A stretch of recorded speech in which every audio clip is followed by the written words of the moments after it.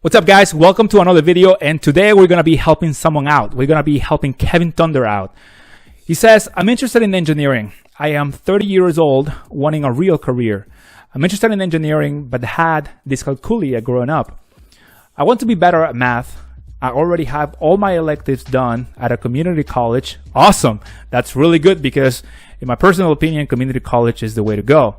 And he says, and now you want to finish school with a good paying STEM job. But you say most STEMs require high levels of math. That is true. That is true, 100%. It takes calculus 1, 2, 3, differential equations.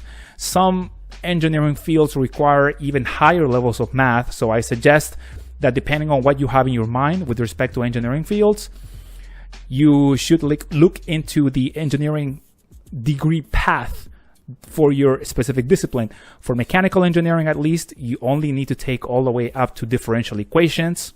That's all that's required. And then beyond that, it's kind of an elective. As far as I know, anyways, that's the way I did it. And then he says, engineering sounds fascinating, but would be complete noob at it.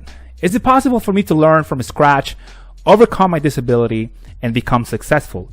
I was thinking of enrolling at Purdue. Awesome. Thank you for your question, Kevin. First of all, so now as a good engineering principle, let's take this question apart into little mini questions and answer it one at a time. So the first thing that I want to address is that you say that you want to be better at math and that you've already done your electives at a community college. That to me means, I would have loved to know how much math you've already taken, but to me it means that you've already taken some high levels of math. I want to assume that you already took calculus 1 and 2 at a community college, and then you say engineering sounds fascinating, but you would be a complete noob at it. So I want to address that first of all, because when it comes to engineering principles, everybody starts out as a noob, right? I was a noob. Every single person out there that became an engineer with an engineering degree started as a noob. So that's basically already taken care of. We all start from scratch. And then you say, is it possible for me to learn engineering from scratch? Yes, of course. And then you say, overcome my disability and become successful. So now I have to be very careful with what I say here because personally, I don't know much about dyscalculia. In fact, this is the first time I've heard of it, I hear of it, and actually even had to Google it. But when it comes to you overcoming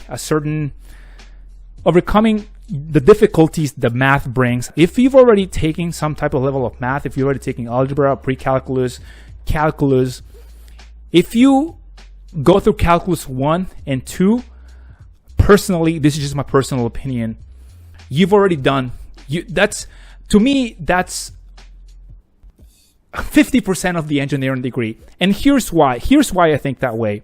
Because once you overcome, at least in my personal experience, once I overcame calculus 1 and 2, I applied the same philosophy and the same level of hard work and the same level of detail and the same strategy to overcome every single difficult engineering class that I dealt with throughout my engineering career, especially if you also already taken physics. So here's the way I would do it. If you take calculus 1, 2, and then physics, I think the probability of you, if you finish it well with relatively good grades, the probability of you finishing engineering is very high. And I'm not going to say that you have to get a 3.8 for a GPA out of 4.0.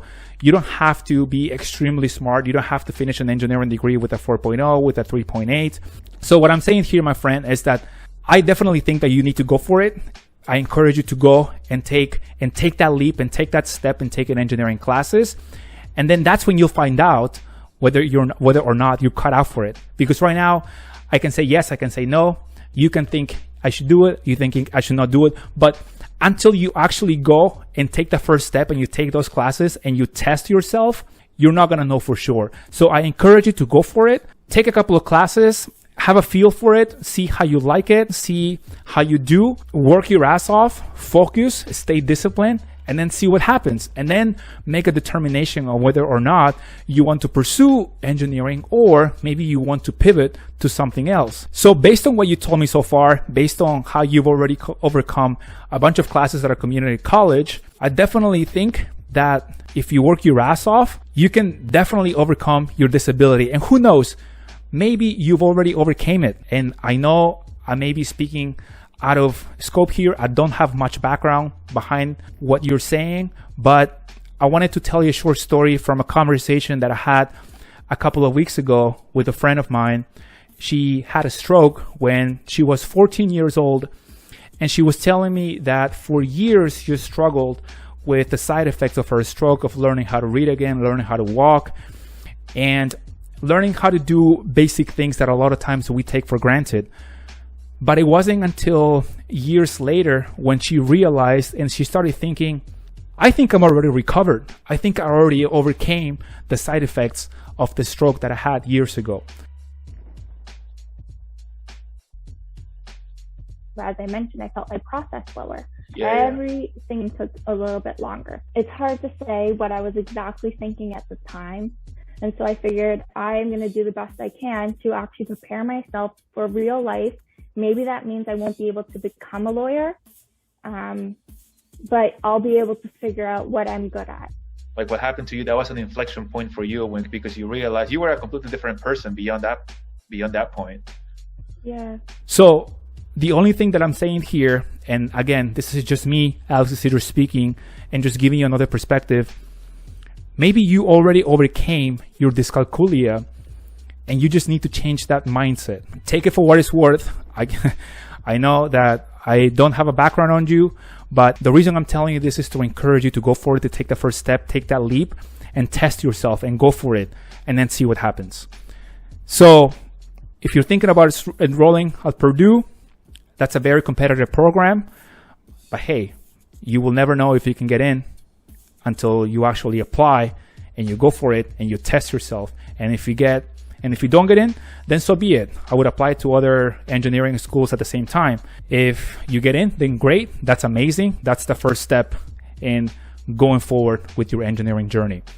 The other thing that you mentioned is, will you become successful?